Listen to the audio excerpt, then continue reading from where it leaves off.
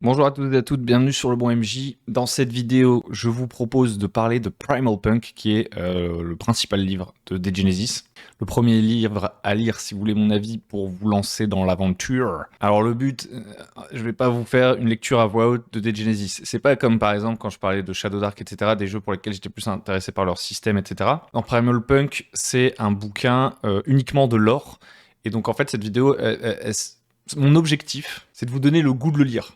Ou potentiellement vous permettre d'avoir une petite overview, de passer au-dessus du bouquin rapidement, des concepts, etc. Principalement en se concentrant sur le début du bouquin où il y a les plus grands concepts qui sont présentés. Pour qu'en gros, si jamais vous décidiez à vous lancer dans la lecture, ce que je vous recommande chaudement, c'est une excellente lecture, vous puissiez arriver avec quelques concepts en tête qui vont faire que ce sera plus simple d'ingérer les informations, de reconnaître déjà certains trucs de vocabulaire et tout, parce que, mine de rien, c'est une lecture qui est exigeante et qui n'est pas d'ailleurs une lecture nécessairement habituelle de jeu de rôle. Enfin, en fait, ça dépend de comment vous jouez au jeu de rôle et tout, hein, mais Primal Punk, c'est vraiment le lore. C'est rempli de nouvelles, il y a différents styles d'écriture, il y a plein de détails fourmillants, ça fait vraiment vivre l'univers. Donc, franchement, même si vous n'étiez pas intéressé par le fait de jouer à Degenesis, je trouve que c'est un bouquin ultra inspirant. Moi, je vais vous montrer le PDF. Si vous voulez le lire, sachez que Degenesis, les PDF en anglais sont gratuits. Vous pouvez les trouver sur le site web de Degenesis. Et si vous voulez les lire en français, vous pouvez acheter les PDF sur DriveThru RPG.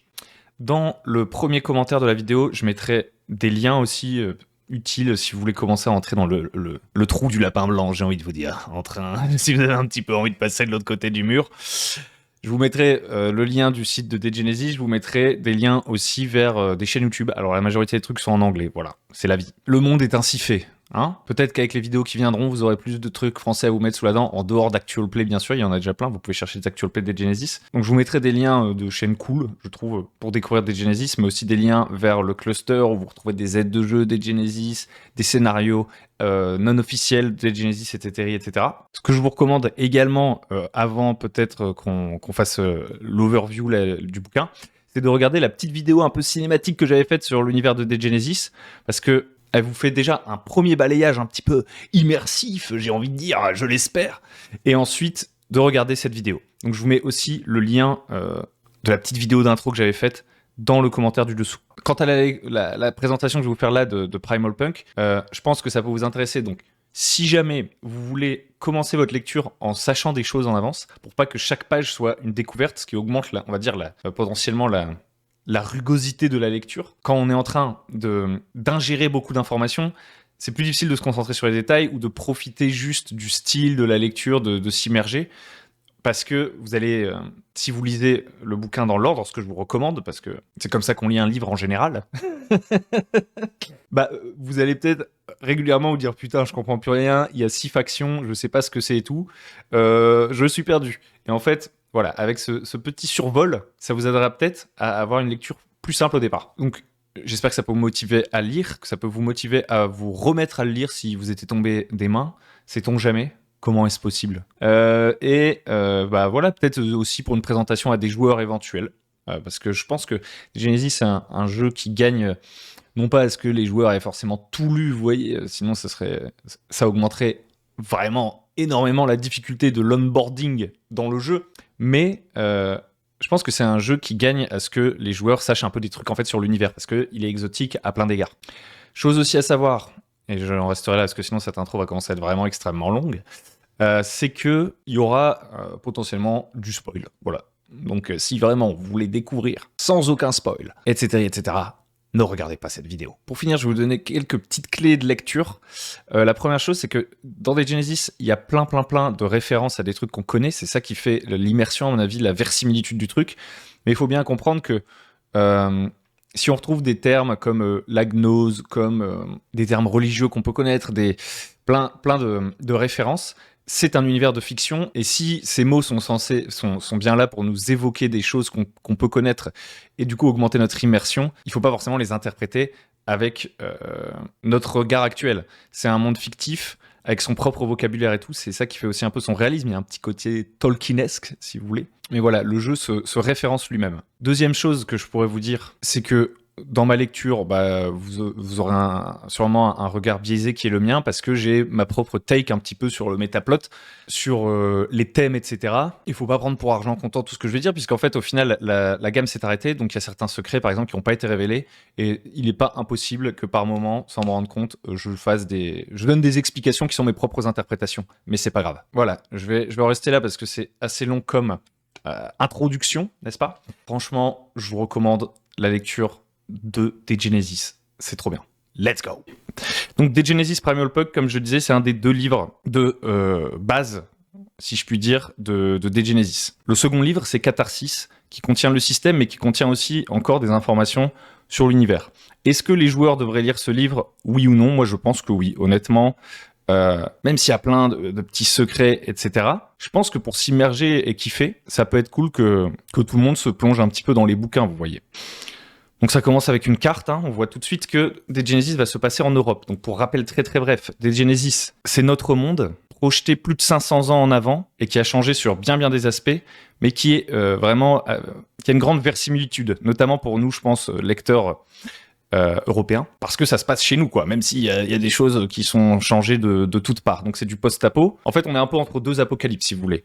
Il y a des météorites qui tombent vers 2070, 2073 pour être exact. Quand des météorites tombent, tout change. Il y a une nouvelle ère glaciaire, il y a tout un bordel qui se déclenche. Et nous, quand on joue, ce qu'on nous propose de faire, c'est de jouer 500 ans après ça, alors que la civilisation a déjà pu commencer à se relever. Il y a des nouvelles sociétés qui se sont formées, qui ont dû s'adapter, etc. Donc c'est un peu comme si vous faisiez un reset, boum, on retourne à l'âge de pierre et on reconstruit là-dessus. Qu'est-ce qui se passe dans l'idée? Sachant que, au moment où les météorites tombent, on est quand même en 2073, et que donc aussi, on va dire, le point de départ de cet apocalypse n'est pas notre monde, encore une fois. The Genesis, ça ne reflète pas la réalité, il y a une grande verisimilitude, il y a beaucoup de concepts qui vont nous sembler familiers, mais qui sont différents, à commencer par le monde, comment il est au moment où les météorites tombent. On est déjà dans une ère transhumaine, où il y a des technologies qui sont très très avancées. Les gens qui auront vécu la chute des météorites vivaient déjà dans une époque différente de la nôtre, bien que ce qui est sympathique, c'est qu'on pourrait dire que c'est un peu notre époque avec tous les potards au max, genre Internet surpuissant, des corporations qui dirigent le monde, etc., etc. Dans le délire, si vous voulez.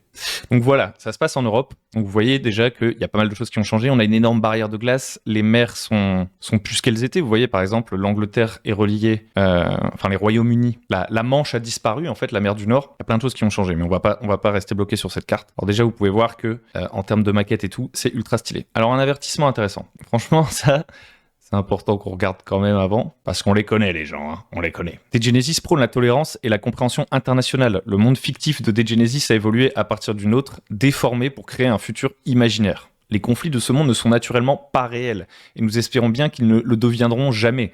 Ils n'existent que pour le plaisir du jeu. Ces conflits nous sont certes devenus familiers par l'intermédiaire du cinéma, mais nous vous conseillons de les utiliser avec prudence. Aucune des 7 cultures mentionnées dans The Genesis n'est meilleure que les autres. Vous allez voir que dans The Genesis, il y a tout un délire autour de la numérologie, et de tout, il y a pas mal de choses qui sont classées un petit peu, les peuples, les machins, les trucs, et évidemment, c'est de la fiction. Ça peut nous amener à nous interroger là-dessus, mais c'est pas quelque chose de... The Genesis nous présente pas un monde souhaitable. Je pense que The Genesis, si je devais le résumer, c'est le monde le plus stylé dans lequel jouer, mais c'est le pire monde dans lequel vivre. Et clairement, on n'a pas envie d'y vivre. Donc l'existence de chacune des cultures présentées est légitime dans le monde du jeu. Nous sommes efforcés d'éviter le terme race que nous trouvons discriminatoire, bien qu'il soit fréquemment utilisé dans les JDR.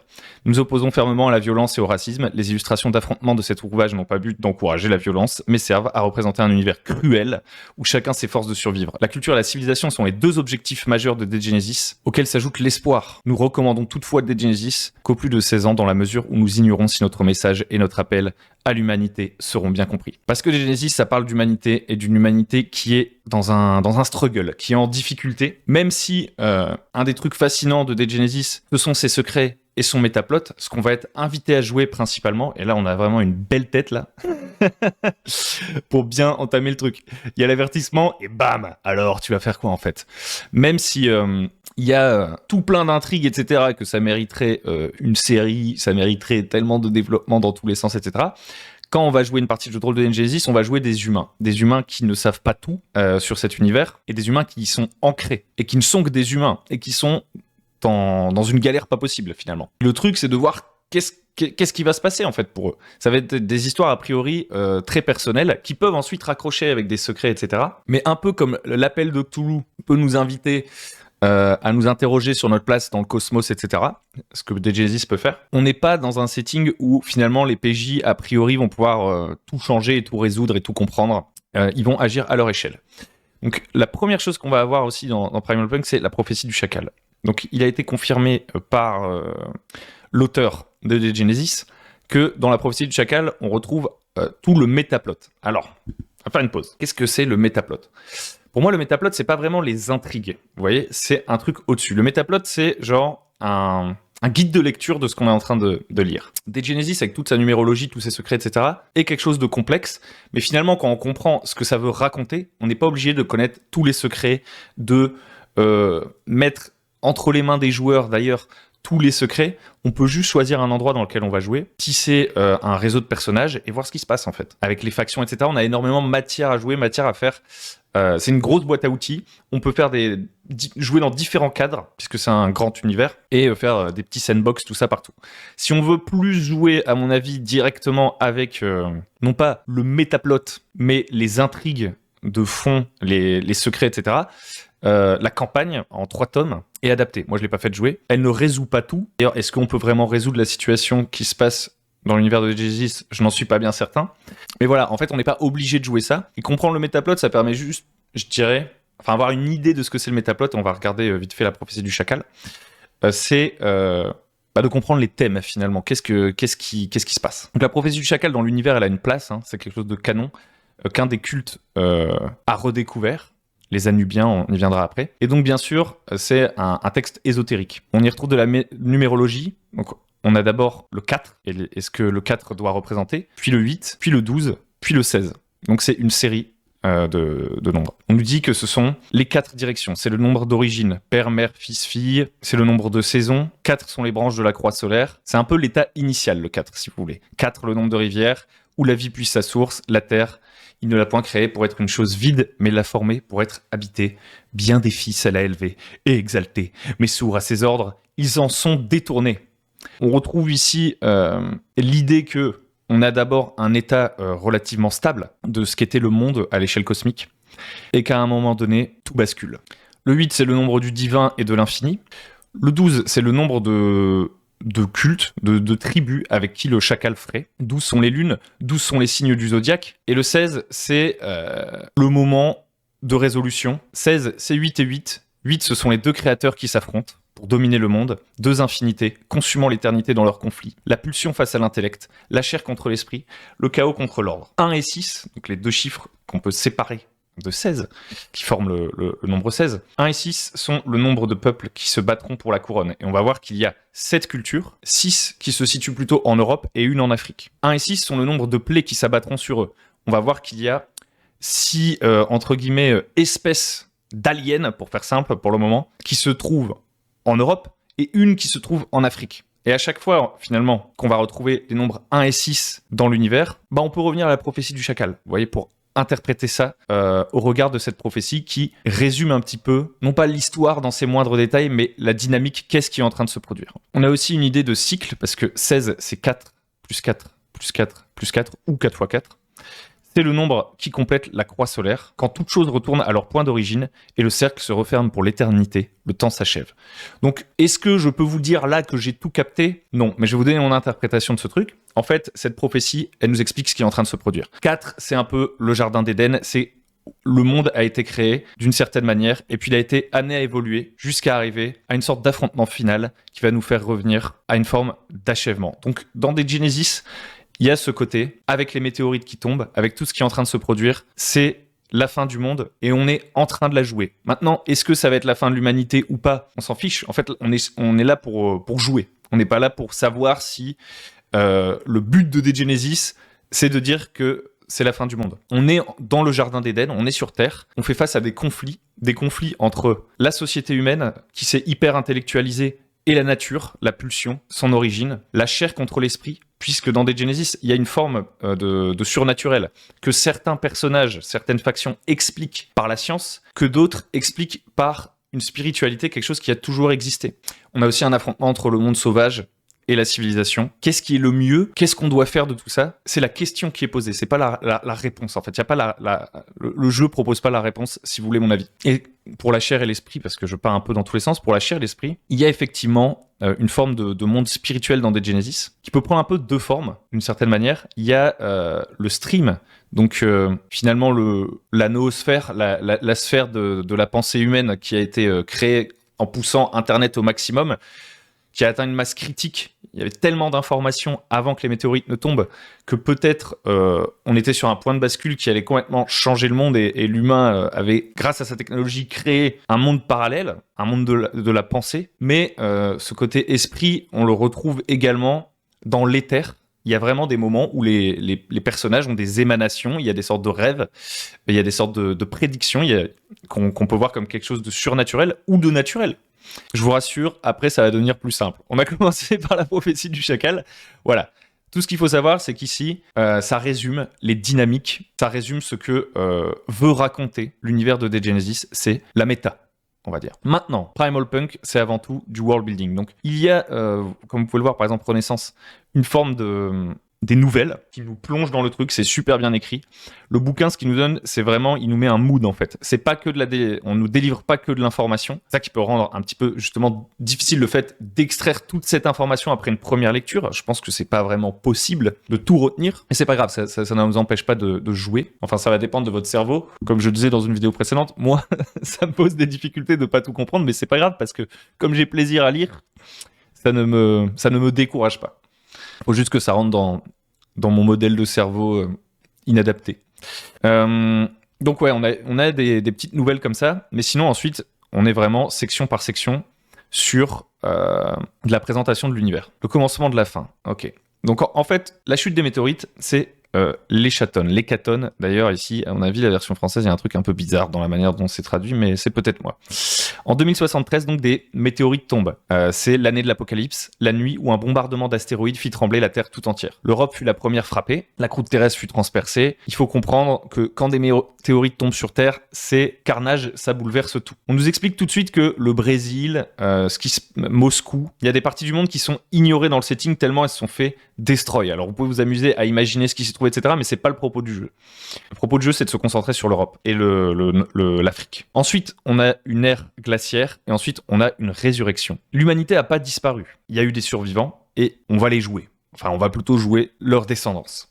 Dans ces météorites, il y a ce qu'on appelle le primer. Il y a une matière venue de l'espace qui change les choses autour d'elle, qui terraforme, qui reconfigure l'ADN, qui est en fait de l'ADN pur et qui va changer le monde. Alors on voit qu'il y a tout un délire un peu fractal, vous voyez comme ça, avec des cercles qui s'agrandissent. Ça aussi, c'est un truc récurrent dans l'imagerie de Genesis. Il y a vraiment un truc autour de l'expansion et la rétraction, comme le Big Bang si vous voulez. Et donc à partir de ces points de chute de météorites, on va avoir un phénomène de décomposition et d'agrandissement de champs de spores en fait. Donc tous les insectes sont attirés par le truc, tous les insectes sont porteurs de ce qu'on appelle la sepsie. Donc la sepsie, c'est ce phénomène entre guillemets de contagion, d'agrandissement des cratères. Et l'origine de ce phénomène, c'est l'amorce, une substance mystérieuse qui est dans les cratères. Et en gros, les plantes qui vont pousser dans ces cratères, on va les appeler de la brûlure, donc c'est des sortes de floraisons qui apparaissent, nouvelles, aliens, pour faire simple, on va dire.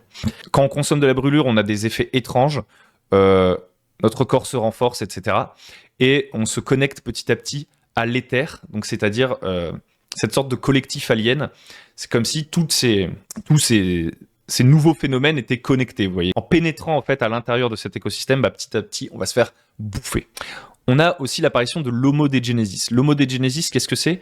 Ce sont des enfants qui naissent différents parce qu'ils sont contaminés par la sepsie. Soit parce qu'ils ont consumé de la brûlure, soit parce qu'ils étaient trop proches des spores. Les parents ont été contaminés et potentiellement, une mère va donner le jour à un enfant qu'on va d'abord appeler un aberrant qui se comporte pas comme un humain normal et qui petit à petit va se montrer de plus en plus différent. Et c'est là que la cruauté du monde de Dead Genesis commence. On va essayer de le tuer ou de s'en débarrasser parce que on sait d'expérience, maintenant que ce phénomène commence à être connu, qui va devenir un Homo de Genesis, donc une sorte de truc différent de l'Homo sapiens tout simplement, plus adapté au changement que la planète est en train de subir en fait. C'est ça l'idée. Donc au départ, les gens savent pas trop. Vous voyez, imaginez, il y a des météorites qui tombent, vous perdez accès à Internet. Il y a énormément de connaissances qui sont perdues. Surtout qu'on doit se concentrer sur la survie, donc on a sûrement moins le temps d'apprendre. Donc au début, le phénomène, faut imaginer qu'il n'est pas bien compris. Et puis d'année en année, comme la civilisation se restructure et que certaines factions scientifiques vont étudier le phénomène, on va commencer à en apprendre de plus en plus. Les cratères qui sont tombés dans différentes régions. Et dans ces différentes régions, les homodégenesis, les effets psychonautiques, l'environnement, etc., sont différents. Ces différences, ce sont les chakras, ce sont les extases. Je vais essayer de ne pas trop spoiler et en rester au livre de base. Ici, vous voyez, il y en a 5. En Europe, il y a extases, 5 formes que prend ce nouveau phénomène. Vous voyez, les chakras terrestres. 5 immenses cratères sont à l'origine de ces phénomènes, de toutes les poussées évolutionnaires. Ces dernières ont ensuite été propagées par les champs de sport, comme si elles étaient liées par un éther mystique. Un gigantesque réseau de communication dont ces champs ne seraient que des stations de relais. En quelques jours, elles peuvent transmettre de nouveaux comportements de chasse ou de fuite, voire l'image d'un ennemi abhorré. Tout part du centre. Ceux qui veulent combattre les psychonautes devront gravir les parois du cratère.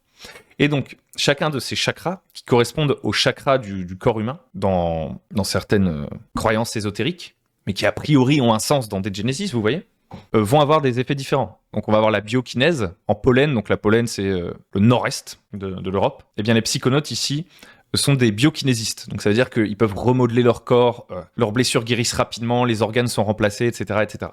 En Franca, donc la France, c'est la phéromancie. Les phéromanciens, eux, ils sont plutôt dans les phéromones, comme leur nom l'indique, et donc ils ont une sorte de capacité comme ça à séduire et contrôler ce qui se trouve autour d'eux. Les Dushani, donc Dushan, je crois que ça veut dire âme, eux, ils fonctionnent plutôt sur le son et ils peuvent carrément pénétrer le cerveau humain et prendre le contrôle, en fait, effacer finalement la conscience humaine de la personne et se servir de l'humain comme une sorte d'outil, lui enlever son libre arbitre. Les prégnostiques, en Ibrispanie, donc l'Espagne, grosso merdo, ils ont des visions du futur. La psychokinésie, c'est plus ou moins de la télékinésie, manipulation de l'énergie, etc., etc. Et enfin, en Afrique, on a un phénomène un petit peu différent, ce sont les psychovores. Les psychovores, c'est une autre forme qu'a pris l'amorce. Donc on voit tout de suite une sorte de différence entre les psychovores et les autres trucs qui affectent plutôt directement les humains, qui modifient les humains, etc. Alors les psychovores aussi modifient les humains, mais c'est un petit peu différent. Bref, il n'y a pas de météore qui soit tombé directement sur l'Afrique. De mémoire, elle a été survolée par le météore, ce qui, vous le verrez quand vous lirez, n'est-ce pas, fait écho à plein de choses. Des 7 chakras du corps humain, les psychovores sont la couronne. Ce sont ceux qui sont au-dessus du corps. C'est pour ça que ça a été survolé, à mon avis, en termes d'imagerie, et que ce n'est pas une météorite qui est tombée directement en Afrique. Ça symbolise bien cette couronne qui flotte au-dessus des 6 autres chakras. Vous voyez qu'il en manque un là, du coup. Et donc ici, ce sont des plantes qui s'immiscent dans les pensées des gens. Les gens qui vivent près des psychovores développent une sorte de faculté à communiquer entre eux avec quelque chose qui va au-delà de la langue, une sorte de compréhension supérieure. Et ils se mettent tous à parler la même langue primaire, comme si c'était la première langue qui ait jamais existé. Donc on voit ici cette thématique un peu du reset qui est en train de se produire de la planète, et donc le côté primal. On retourne à l'origine, on retourne au Jardin d'Éden, qui a quelques petits problèmes, bien sûr. Et enfin, on a la discordance. Donc, je vais pas forcément vous expliquer ce que c'est exactement la discordance. Je vais essayer de rester sur ce qui se trouve dans ce livre et pas en expliquer beaucoup plus.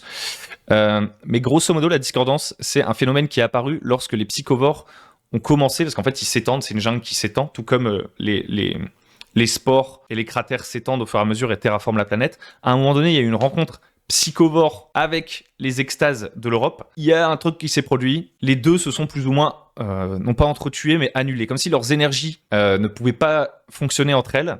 Et ça a créé le phénomène de la discordance. Et en lisant, en jouant les campagnes, etc., vous en apprendrez plus. Je pense que c'est pas nécessaire pour la compréhension. On a passé un des trucs les plus difficiles, si vous voulez mon avis, expliqué comme ça à l'oral. Genre, bref. En lisant, vous comprendrez mieux, mais ça vous donne une idée du délire. Donc ensuite, on a les différentes cultures. Donc il y a déjà une distinction entre le corbeau et le lion. Le corbeau, ce sont les peuples de l'Europe. Et le lion, ce sont les peuples de l'Afrique. Le fait qu'on distingue le corbeau et le lion, encore une fois, c'est une distinction qui nous rappelle la distinction entre les chakras de l'Europe et les psychovores en Afrique. À chaque fois, il y a cette sorte de distinction-là. Et donc ici, on a 7 cultures. Donc on a d'abord la Borka. Donc la Borka, c'est vraiment un des trucs sur lequel se concentre le plus le jeu. Il faut rappeler que c'est un jeu qui est d'origine allemand. Et donc la Borka, c'est l'Allemagne. Et grosso modo, c'est un des endroits en Europe où la civilisation s'est le plus reconstruite. ou en tout cas est la plus avancée, c'est l'héritage des anciens, son petit sous-titre. Donc c'est vraiment la poursuite du passé, la redécouverte du passé qui est au cœur de la thématique de la Borca. Bien sûr, c'est plus complexe que ça, mais c'est un des endroits en gros en Europe où vous allez trouver les technologies les plus avancées, etc., etc. C'est au cœur de l'Europe d'ailleurs, je vais vous remontrer la carte vite fait. Hop là, vous voyez la Borca, c'est au milieu de l'Europe et il n'y a pas, vous voyez ces gros points rouges là, ce sont les différents cratères là, ce sont les différents trucs dont on a parlé, avec les différentes extases et tout. Et on voit qu'en Borca, il n'y en a pas. Alors, il y a des champs de sport en Borca, etc., mais c'est quelque chose qui n'est pas hyper poussé dans le livre. Mais a priori, ça marque quand même une différence, quoi. Il est au cœur de l'Europe, et il n'y a pas de météorite qui est tombé directement dessus, je crois, j'ai un petit doute là. Donc on a des grandes cités en Borca, on a une civilisation florissante qui a commencé à apparaître, et bien sûr qui est en permanence challengée, et qui pourrait peut-être bien s'effondrer au moment où on joue dans Dead Genesis. La Borca, ça a été d'abord le chaos comme partout, et puis petit à petit, il y a une sorte de cité. Il y a Justicienne qui s'est créée, différents cultes qu'on verra après se sont alliés ensemble pour mater les différents clans et essayer de tous les contraindre à travailler ensemble pour reconstruire la civilisation. Donc il y a un côté clairement tyrannique de Justicienne en Borca. On a maté les clans, on a refait des routes, on a ressorti des technologies, on a recréé une agriculture, etc., etc. Mais au moment où Dead Genesis Rebirth démarre, grosso modo, les clans sont en train de se réveiller et de se retourner contre Justicienne. C'est ça qui se joue en Borca. En Franca, donc la France, grosso merdo, il y a les Ferromanciens, on a dit. Donc les Ferromanciens, ils ont vraiment défoncé la France. Grosso modo, elle est conquise quasiment de toutes parts. Et il y a un combat perpétuel contre eux. Donc c'est-à-dire qu'il y a des poches de résistance. Le thème de la résistance est repris. Ça, c'est un des trucs qui nourrit la verisimilitude de Dead Genesis. C'est qu'on retrouve des notions politiques, des notions historiques, des notions philosophiques, des notions ésotériques, comme on l'a vu. Vraiment issus de notre monde et on leur donne une sorte de sens, on les remet au goût du jour et on pousse les potards à l'extrême. Donc en France, il y a vraiment ce thème de la résistance, ça c'est clair. Pour résister aux Ferromanciens, donc les Ferromanciens, on rappelle, grâce à leurs phéromones, ils prennent le contrôle des pensées des gens, etc.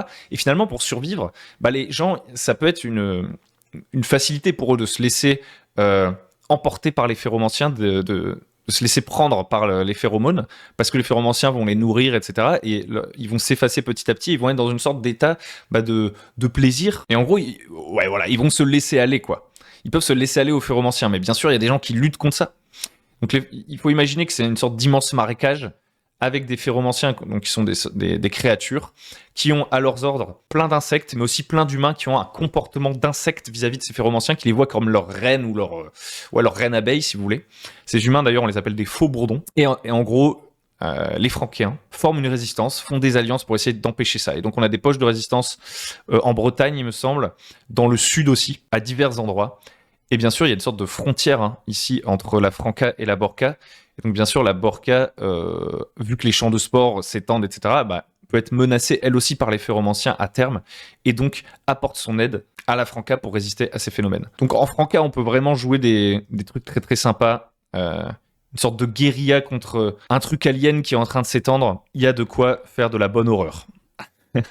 Je vais souvent retourner sur la map, donc je devrais peut-être arrêter de scroll pour aller sur la map et la sortir quelque part.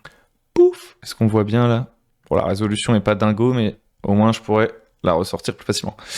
Ensuite, on a, en termes de région, de culture, il faut bien comprendre que les cultures, ça représente vraiment, ce dont on est en train de parler, des zones géographiques, et que ce qu'on va voir après, les cultes, c'est un petit peu différent, c'est plutôt des idéologies et des organisations. Ensuite, on a la Pologne, donc l'errance éternelle, qui comprend grosso modo l'Europe de l'Est, la Pologne, le sud un petit peu de la Scandinavie, etc.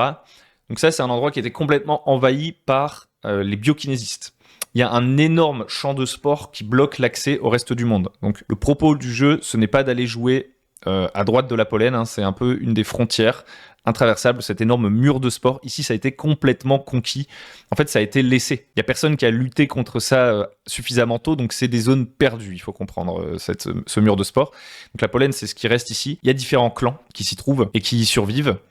Il y a aussi, on y mène aussi pas mal d'études sur les sports, justement. C'est vraiment des steppes immenses où il est très difficile de survivre. C'est là aussi où il y a les phénomènes de discordance dont on a parlé plus tôt, où il y a eu cette fameuse rencontre entre les psychovores et les extases, là, les cratères, là. Et du coup, il y a des forêts fractales, enfin, il y a des phénomènes aliens particuliers qui se trouvent là-bas et qui rendent l'endroit intéressant pour étudier et comprendre la bataille qui a lieu en ce moment contre l'amorce dans l'univers de Dead Genesis. Ensuite, on a les Balkans. Donc les Balkans, qui sont dans les Balkans, hein. Pas bête la bête. Donc il y a la Grèce qui est comprise. En fait, la frontière, en gros, se situe plus ou moins avec l'Italie ici et après avec la Pologne. Donc les Balkans sont là. Et là, c'est plein de clans qui s'y situent, qui résistent énormément aux cultes et aux influences extérieures. Donc il y a un côté dans les Balkans, on se fait la guerre, ok. Il y a plein de clans qui se font la guerre pour contrôler les Balkans, etc. Mais quand il y a un ennemi extérieur, quelqu'un qui essaye de venir nous dire ce qu'on doit faire, on s'allie, on lui explose la gueule, et une fois qu'on l'a éliminé, c'est bon, on peut se refaire la guerre à nouveau. C'est un des concepts qui est mis en avant. Alors, c'est pas. Ce qu'il faut comprendre aussi, c'est que les Balkans et l'Ibrie-Hispanie, la Pologne, etc., ce sont des choses qui n'ont pas été beaucoup développées dans la gamme. La gamme a beaucoup plus développé la Borka, la Purgar et la Franca. Mais voilà pour les Balkans. Pendant longtemps, les Balkans ont été sous la tutelle, ou plutôt très très influencés par les Géamétans, qui sont un des cultes. Mais à l'époque, on va dire, contemporaine de Dead Genesis Rebirth, ces Géamétans ont perdu énormément de leur influence et se sont fait kick par les clans. Et globalement, c'est la tendance un petit peu partout. On reviendra sur les Géamétans après. Ensuite, on a l'Ibrie-Hispanie. Donc l'Ibrie-Hispanie, on a tout ce qui va être le thème de la Reconquista, etc. Ce qu'il faut comprendre, c'est que l'Ibrie-Hispanie, en fait, est en guerre constante avec l'Afrique, ici. On a un côté affrontement avec les morts, etc. Donc on retrouve un peu des dynamiques qu'on a pu avoir dans l'histoire. Donc en fait, l'Ibrie-Hispanie a essayé dès le moment où il y a eu l'apocalypse, où il y a eu la chute des météores, de se rendre en Afrique pour aller prendre du pétrole, etc. Ils ont essayé de profiter du chaos pour se mettre au top tout de suite. Et finalement, ils se sont pris une bonne retournée acrobatique par l'Afrique, qui est la puissance la plus forte dans Dead Genesis. Donc ça, c'est vraiment un twist que je trouve hyper stylé. C'est vraiment une grande civilisation, en fait, toute l'Afrique, là, dans Dead Genesis. C'est une énorme puissance coloniale, économique, culturelle. C'est un truc de barjo. Et ils sont en train d'essayer, voilà, ils se fight avec les Ibres espagnols, vous voyez. Et ils étendent leur influence et ils créent des concessions un petit peu partout. Et le seul truc qui peut, entre guillemets, leur tenir tête, c'est la Borka, mais qui est en déséquilibre total et justicienne. Donc voilà, du coup, je vous ai un peu présenté l'Afrique au passage. Et la Purgar, c'est une terre de foi. C'est la terre principalement des anabaptistes. C'est une terre où on combat chaque jour le démiurge, incarner le démiurge dans l'amorce, en fait. Tous les psychonautes, tous les phénomènes qui se passent, etc., ce sont des créatures démoniaques qui doivent être combattues. Et aussi, la Purgar a beaucoup affronté, comme je le disais plutôt, les Géamétans, qui est, on va dire, la deuxième grosse faction religieuse de l'univers de Genesis. Ils ont été en conflit, et les basses terres adriatiques, ici, cette sorte de frontière, ça a été le théâtre de ce conflit. Donc voilà un petit peu une présentation géographique. Donc vous voyez que dans les premières pages, un des avantages, c'est que dans les premières pages, les choses sont assez posé. D'ailleurs, souvent, c'est un peu ça l'organisation que ça prend. Sur les parties comme ça, un peu à fond noir, etc., c'est assez factuel, même si c'est écrit avec un certain style, etc. On retrouve tous les concepts en un clin d'œil, et à la fin du bouquin, on a une partie plus historique et chronologique, et pareil, c'est sur fond noir. Alors que vraiment, le cœur du livre de Primal Punk, ensuite, ce sont beaucoup plus des histoires, etc., du mood, de l'immersion, en fait, des secrets sur chacun des petits thèmes qu'on aborde là pour commencer. Donc on arrive au culte. Il y en a 13, mais il y en a un qui est un peu particulier. Juste avant, en gros, ce qu'il faut comprendre, c'est que quand vous allez créer un personnage, il va falloir très certainement choisir un endroit où on va jouer. Donc choisir un endroit où on va jouer, c'est en partie choisir une des cultures, en fait. Après vous, votre personnage, il peut être de différentes cultures, il peut venir de différents endroits. La culture, c'est un des trucs qui va définir votre personnage, un peu comme, même si c'est très caricaturé, parce que dans chaque culture, il y a plein de factions et de trucs différents, mais un peu, entre guillemets, comme une nationalité. C'est pas vraiment ça. C'est une culture, en fait, tout simplement. Pourquoi j'essaie d'expliquer le mot culture avec des sous-cultures. Les cultes, ici, c'est beaucoup plus un truc idéologique et d'organisation. Donc, on va avoir, pour commencer, les Spitaliers. Donc, les Spitaliers, grosso modo, c'est la descendance de trucs humanitaires, de gens qui, au moment de l'apocalypse, ont essayé de raccrocher les wagons, de sauver des gens. Donc, ça peut être des médecins, ça peut être plein de choses, mais principalement des médecins. Ils voyageaient en convoi, ils essayaient d'aller à la rencontre des gens en difficulté, de reconnecter les gens entre eux. Et en fait, au bout d'un moment, ils se sont rendus compte que c'était vraiment la merde. En plus, il y a une ère glaciaire qui a commencé à arriver. Ils se sont enfermés dans un hôpital. Et qu'est-ce qui se passe quand on enferme des gens dans un hôpital? Ils deviennent tous fous. Et donc, si vous jouez un hospitalier, ce qu'il faut comprendre, c'est que vous êtes la première ligne potentiellement de la lutte contre l'amorce, contre les phénomènes psychonautiques, etc. Vous êtes aussi la première ligne de la lutte tout simplement contre les maladies. Vous essayez d'aider les gens. Vous êtes médecin d'une certaine manière, il y en a des plus ou moins extrêmes dans l'hospitalier. Vous êtes scientifique plutôt, a priori, dans votre manière de penser. Mais après, il y a vraiment toute une constellation d'hospitaliers différents. Il y a vraiment le troufion de base en première ligne. Il y a l'hospitalier qui est plutôt formé à combattre les psychonautes. L'hospitalier, on va dire, de village, en fait, qui est là pour soigner les gens. Il y a aussi des hospitaliers qui ont un rôle beaucoup plus politique au vu de la puissance que représentent les hospitaliers dans l'univers de Dead Genesis. Il y a des gens, finalement, qui sont pas du tout sur le terrain. Il y a des hospitaliers aussi qui sont des sortes de paladins de l'humanité et de la science. Ce sont ceux qu'on appelle les préservistes, qui ont une épée, qui ont un cheval, qui sont armés jusqu'aux dents, qui sont des tarés. Donc ça couvre plein de réalités différentes, les hospitaliers. L'hospital, qui est plus ou moins leur QG, leur headquarter, il se trouve en Borca, mais les hospitaliers se déploient et ont une forme d'ingérence, en fait, à bien des endroits pour mener leur combat contre la morse. Et donc, les hospitaliers ont des relations avec beaucoup d'autres cultes et sont plus ou moins bien acceptés partout. Et ce qu'il faut comprendre, c'est que c'est pousser le concept au max à chaque fois un culte. Et on retrouve des trucs qui, encore une fois, rappellent une certaine verisimilitude, c'est-à-dire qu'il y a une hiérarchisation brutale dans l'hospital, comme dans un hôpital en fait. Il y a des gens qui doivent exécuter sans réfléchir, des gens qui prennent des décisions en étant très très loin du terrain. Il y a des gens bien, il y a des gens pas bien, il y a de tout. Et ça, c'est vraiment un des trucs qu'il faut comprendre. Quand vous allez lire Dead Genesis, peut-être en première lecture, vous pouvez vous dire, ok, on est dans un monde où il y a que des gros extrémistes, mais quand vous lisez des petites histoires, quand vous allez commencer à créer votre personnage, quand vous allez entrer vraiment au niveau humain, en mode point of view, je suis quelqu'un dans ce monde, bien sûr, vous allez faire face à beaucoup de violence et à des extrêmes, mais il va y avoir aussi de la nuance et plein de questions morales et cornéliennes à chaque instant. J'ai passé beaucoup de temps sur un tout petit paragraphe d'hospitalier, je vais faire plus vite pour les autres, parce qu'ensuite on va scroller un petit peu. Donc les chroniqueurs, ce sont plutôt... c'est les anciens geeks, en gros, qui essayent de ressusciter Internet, pour faire simple, pour faire vraiment très simple. Donc eux, ils connaissent beaucoup les technologies, etc., ce qui les rend impressionnants pour le profane. Ils vouent un culte, en fait, à l'ancien monde, au fait de redécouvrir les connaissances du passé, et ils sont assez importants pour faire fonctionner toutes les infrastructures, finalement, en Borca, parce qu'ils comprennent les technologies, en fait, qui entourent l'humanité. Ils essayent de ressusciter le flux, le stream en anglais, parce qu'ils pensent qu'en ressuscitant l'Internet ancien, en gros, l'humanité sera sauvée.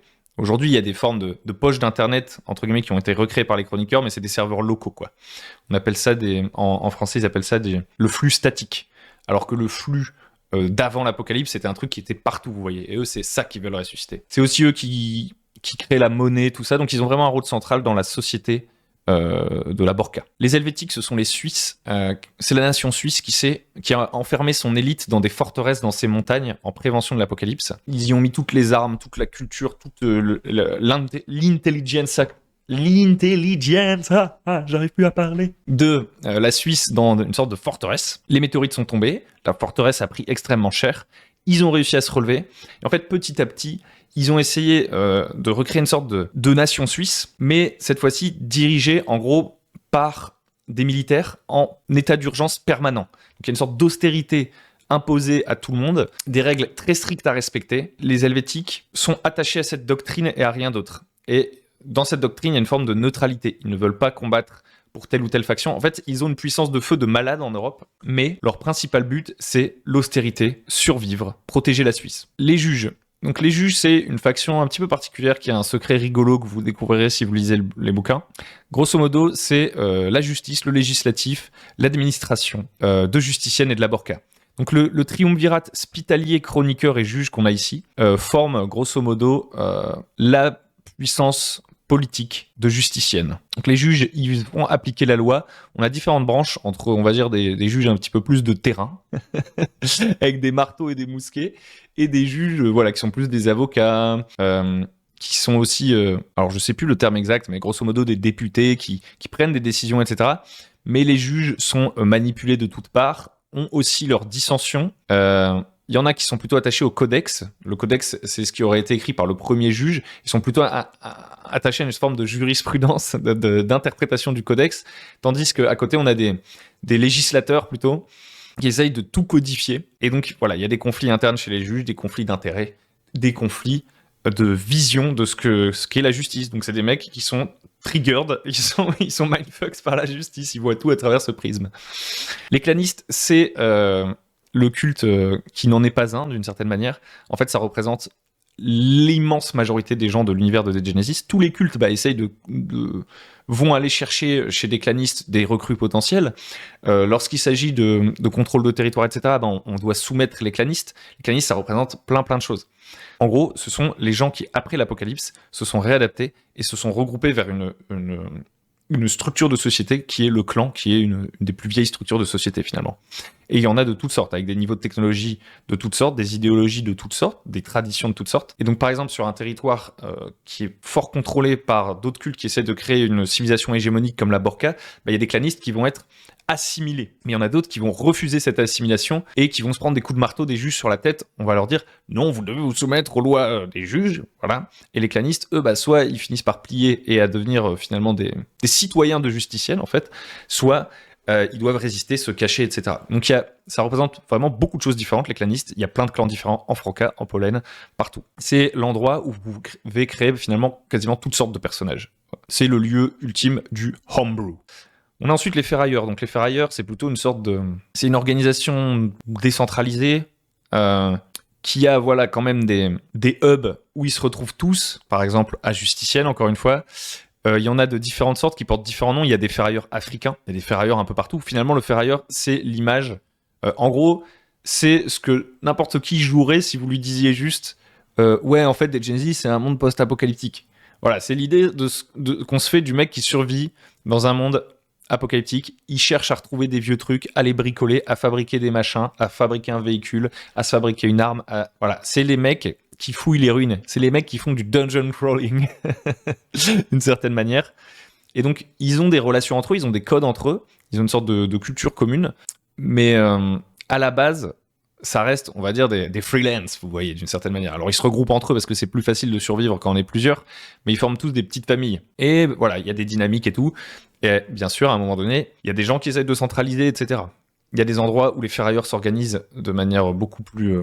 Ils se rassemblent tous, par exemple, pour construire des gros projets. Des endroits où ce sont des loups solitaires qui essayent de trouver l'artefact qu'ils vont pouvoir revendre très cher aux chroniqueurs, parce que les chroniqueurs rachètent des artefacts du passé, qui cherchent l'artefact qui va changer leur vie. Ensuite, on a les trois cultes africains. Donc on a les néo-libyens, qui sont la principale faction, on va dire, politique, économique de l'Afrique. Les néo-libyens, ce sont des marchands et des colons. Mais pas que, il y a plus de nuances que ça. Grosso modo, ce sont des explorateurs. Ils essayent d'aller sur de nouvelles terres, de créer des concessions, de créer des business, de faire de l'argent. C'est ça leur culte, c'est l'argent, c'est le dinar. Ils aiment l'exotisme, ils peuvent faire pleuvoir l'or sur ta tronche. Donc les seules personnes en fait que les néo-libyens finalement ont du mal à corrompre, ça va être les Helvétiques, les fameux Helvétiques dont on parlait, qui incarnent la neutralité et qui finalement sont un peu le bouclier de la Borca face à l'Afrique. S'il n'y avait pas les Helvétiques, probablement que les Africains auraient déjà largement pris en influence et voire le contrôle de la Borca. Alors ils auraient dû faire face à d'autres trucs, hein. Mais on va dire que les Alpes, contrôlées par les Helvétiques, qui sont hyper armés, c'est un des boucliers qui évite à la Borca d'être sous l'influence des néo-libyens, qui par ailleurs ont de l'influence un peu partout dans le monde. Ils ont des gros bateaux, ils ont plein de pognon, ils ont plein de pétrole, ils ont des forteresses mobiles, ils débarquent chez toi et ils sont même pas obligés de te tabasser. Le truc, c'est qu'ils arrivent avec des fléaux. Donc les fléaux, on va dire, c'est la faction armée un peu de l'Afrique. J'y reviens juste après. Donc ils arrivent déjà avec une force de frappe énorme, histoire de te dire tu peux pas trop sortir du rang, mon ami. Mais ils vont quand même te donner du pognon et aussi ils apportent de la culture, c'est-à-dire qu'en fait ils investissent dans certaines villes dans des œuvres publiques, etc. Et finalement les gens aiment souvent, ça dépend juste du point de vue, mais il y a certains peuples qui accueillent à bras ouverts en fait les néo-libyens, qui leur apportent un certain confort, etc., qui viennent reconstruire leur ville et tout. Donc les néo-libyens, ils ont... voilà, c'est les Lannister. Non, c'est pas vraiment les Lannister, mais voilà, c'est ceux qui ont la thune, les moyens et tout, et qui veulent conquérir le monde, tout simplement. C'est écrit « conquérant du monde ». Les fléaux, c'est les vengeurs du continent noir. Donc les fléaux méprisent les néo-libyens, donc leurs confrères, pour leur corpulence, leur cupidité et leur manière pompeuse. Ils marchent dans les traces de leurs ancêtres, ils suivent la voie du guerrier et s'inscrivent dans la hiérarchie de leur caste. Donc ce sont des guerriers. chevaliers qui portent les armes traditionnelles, la lance, le bouclier, l'armure, mais aussi des fusils, qui clairement sont en croisade. Eux, encore une fois, on peut se dire, eux, ils sont là pour... c'est la force de frappe. C'est la force de frappe. Ils ont des buggy, ils ont des chars, ils ont plein de trucs qui en font peut-être, entre guillemets, l'armée la plus puissante de Dead Genesis. Pour faire simple, kiff-kiff avec les Helvétiques qui ont leur méga forteresse et tous leurs équipements du turfu. Donc on pourrait les résumer juste comme des gros malades et tout, mais encore une fois, il y a de la nuance. À chaque fois qu'on va s'intéresser à un personnage, à une région, à un contexte, il va y avoir toute une galerie de visages différents pour chaque culte, et ils doivent faire avec les autres, ils doivent faire avec les néo-libyens, parce que les néo-libyens, ils ont les bateaux, ils ont l'argent, ils ont plein de choses dont ont besoin les fléaux. Donc c'est un culte de combattants, où pour monter les échelons, il faut réaliser des exploits. Et les fléaux, un de leurs petits trucs rigolos, c'est qu'ils mâchent des graines de psychovore, et du coup ils se connectent un petit peu au collectif là, de plantes africaines dont on a parlé, et ils sont capables de parler entre eux, alors qu'initialement, il y a énormément de dialectes différents en Afrique, tout ça, et grâce à ces graines, en fait, ils peuvent tous se reconnecter ensemble, en fait. Il y a un délire comme ça, ils se reconnectent tous ensemble, et ils sont capables de communiquer. Les Anubiens, donc, on va dire que c'est les gardiens de la prophétie, la fameuse prophétie du chacal qu'on a vu au début. Donc les Anubiens se considèrent comme les élus, les 7 cercles tatoués sur leur peau représentent les 7 transformations qu'ils doivent subir pour métamorphoser leur corps en réceptacle digne du Ka. Donc le Ka, on va dire que c'est la pureté, et le Ba, c'est ce qui vient corrompre le monde, en fait, chez les Anubiens, qui vient déséquilibrer les choses, et eux, ils veulent retourner à cette forme de pureté initiale au début. Donc eux, ils sont vraiment sur le thème du primal, vous voyez. Là où les chroniqueurs, alors les chroniqueurs, ils se tournent vers le passé parce qu'ils veulent récupérer la technologie, etc. Mais les chroniqueurs, d'une certaine manière, ils sont poussés vers l'intellect, vers le stream, dans cette confrontation un petit peu dont on a parlé dans la prophétie du chacal. Les Anubiens incarnent plutôt le retour au primal, à une sorte de forme d'essence pure. Ils veulent être le vaisseau, ils veulent purifier leur corps et leur âme pour s'adapter au nouveau monde qui est en train d'apparaître. Et donc à travers plein de rituels, mais aussi de technologies, les Anubiens sont en fait aussi une sorte de pendant africain hospitalier. Ils étudient l'amorce, ils étudient les nouveaux phénomènes, etc., mais avec un regard bien différent, un regard plus spirituel. Ils veulent s'adapter à cette nouvelle vie plutôt que la combattre comme les Spitaliers. Et donc, ils ont une place assez particulière, c'est difficile de tout résumer là, mais en gros, ils ont de grandes connaissances sur les psychovores, sur tous les phénomènes, sur l'éther, ils sont capables de ressentir un petit peu la sphère éthérée de l'univers de Dead Genesis, de pressentir des choses. Ils ont un rôle pour s'occuper des morts, ils ont un rôle dans les traditions des Africains, ils ont un rôle très important. Ensuite, on a les Géamétans. Donc les Géamétans, c'est le rappel aux traditions des saintes religions hébraïques. C'est une sorte de retour à ce qui fait l'essence des religions qui ont été développées au Moyen-Orient, etc.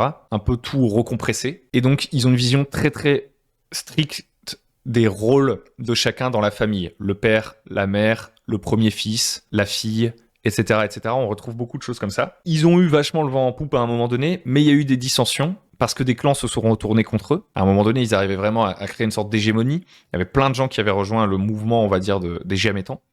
Et puis, ils ont subi des échecs, des retours de bâton.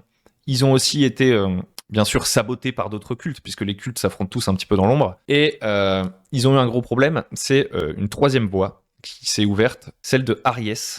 Aries, le bélier, qui est un signe astrologique. Aries le bélier, qui est une sorte de guerrier, quoi. Il y a une sorte de caste guerrière qui a commencé à prendre une place énorme chez les Géamétans et à finalement prendre dans ses filets une partie des Géamétans. Une sorte de radicalisation, en fait, qui a eu lieu, notamment durant la guerre entre les Géamétans et les Anabaptistes, dont on va parler juste après. Les Géamétans, c'est vraiment la tradition et la religion, le cœur de leur truc. On a les apocalyptiques, les seigneurs du désir. Donc les apocalyptiques, ils existaient avant la chute des météores, et ils ont continué à se développer. Donc les apocalyptiques, c'est l'inverse des Géamétans, c'est l'inverse total. C'est-à-dire que l'individu, l'hédonisme, la liberté, c'est au cœur de leur croyance. Les apocalyptiques mènent une vie dissolue et dépravée. Ils se déplacent en nuée, fondent sur les gargotes et nichent dans les bordels. Leurs alcools sont plus forts, leurs brûlures, les fameuses plantes qu'on trouve dans les cratères, sont plus puissantes, leurs prostituées plus belles. Tous les vices sont les bienvenus chez eux. Donc, en gros, les apocalyptiques, c'est des mafias. Il y en a en Afrique, il y en a partout. Il y en a dans l'Europe, etc. Ils contrôlent le monde de la nuit, on va dire. C'est les mecs des nightclubs. Et ils font du trafic d'enfants. Ils sont horribles, à bien des égards. Mais encore une fois, il y a des nuances qu'on peut découvrir et que vous allez pouvoir créer aussi avec vos personnages. C'est ça qui est intéressant. Et un truc un peu sympa avec les apocalyptiques, c'est qu'ils suivent un tarot, le tarot apocalyptique. C'est comme ça qu'ils prennent leurs décisions. Ils ont un côté comme ça, interprétation de signes pour savoir ce qu'il faut faire, décider, etc. Donc c'est forcément les ennemis de de la plupart des autres cultes, honnêtement. Parce qu'ils sont contre l'ordre, alors que la plupart des autres cultes essayent d'établir une forme d'ordre. Les apocalyptiques sont à l'opposé. Ensuite, on a les anabaptistes. Donc les anabaptistes, ils suivent la doctrine de la néognose. Donc la gnose, en gros, c'est l'idée qu'il y a des savoirs à découvrir dans le monde, tout simplement. Mais ensuite, il y a le gnostisme, ou la gnose duale, je crois, qui vient nous dire que il y a des choses, il faut rechercher les secrets qui se trouvent dans le monde, mais qu'il y a aussi des comportements qui sont bons et mauvais. Donc la gnose, en fait, c'est quelque chose de très très très ancien dans notre monde qui est réel. C'est une sorte de mouvement philosophique très très ancien qui a ensuite pris plein de formes différentes. Et c'est de ça que sont inspirés les anabaptistes avec la néognose. Donc leur idée, c'est que la Terre, autrefois, était belle et couverte d'arbres. Le soleil brillait avec affabilité sur les champs et les gens heureux. Mais ce paradis est désormais pourri, créature charnelle et engeance du démiurge. Les psychonautes n'ont pas d'âme divine. Donc en gros, il y a un côté jardin d'Éden, comme on en parlait tout à l'heure. Donc à ce niveau-là, les anabaptistes sont assez proches des Anubiens. Ils ont cette notion de il y avait un monde avant, le monde du chiffre 4, qu'on a vu dans la prophétie, probablement, avec les rivières, etc., le jardin d'Éden, et à un moment donné, il y a une erreur qui a été faite. Et right now, Dieu est venu taper du poing sur la table. On est dans la bataille finale. C'est ça le mindset des anabaptistes. Il faut reconstruire le jardin d'Éden et il faut affronter les créatures du démiurge, à savoir les psychonautes, les trucs qui sortent des cratères. Et donc cette purge est leur raison d'être. Donc on a deux tendances un peu chez les anabaptistes. Les ascètes qui soignent et labourent le sol ravagé, sèment le blé et baptisent avec l'eau la plus pure la terre. Et un autre pendant, les orgiastiques, les orgiaques, qui sont des combattants anabaptistes dans l'excès, qui se battent à l'aide d'épées et de lance-flammes pour repousser les créatures dark. Et enfin, on a les blafards, le peuple de l'ombre. Et là, c'est le moment où ça fait exploser encore plus le délire de Dead Genesis. Donc on a toutes ces cultes là dont on a parlé et tout. Et ce qu'il faut savoir, c'est qu'en fait, au moment où les météorites sont tombés, il y avait des gens qui avaient plus ou moins pré-shot la situation, qui s'étaient préparés à ça, qui ont créé des bunkers un petit peu partout, et qui avaient un plan bien précis en tête, mais un plan qui est parti complètement en sbeul. Ce sont les gens du Recombination Group. Donc le Recombination Group, c'est une sorte d'entreprise, de grosse corporation, qui était gérée par, on va dire, les Elon Musk de l'époque, quoi. Les mecs qui essayent de contrôler le monde, vous voyez de qui on parle. Des mecs avec full pognon qui sont complètement déconnectés de la réalité, qui manipulent tout le monde grâce aux réseaux sociaux, qui mènent des expérimentations de barjots, là. Bon, bah, eux, ils s'étaient regroupés. Il faut imaginer, ils se sont regroupés avant l'apocalypse. Ils ont commencé à dire, OK, nous, on a des idées, là, et on s'en fout des humains. En fait, le monde, c'est notre centre d'expérimentation pour implémenter nos idéologies, nos nouvelles technologies, etc., etc. Ils sont tous plus barges les uns que les autres. Ils se foutent des coups fourrés dans la gueule, etc. Ça, c'est le Recombination Group. À un moment donné, les météorites tombent. Et ce qui se passe, en fait, c'est que le Recombination Group, il y a en gros une maladie qui ravage la planète, et eux, ils disent, on a la solution. Enfin, en fait, la solution, on l'aura dans X années.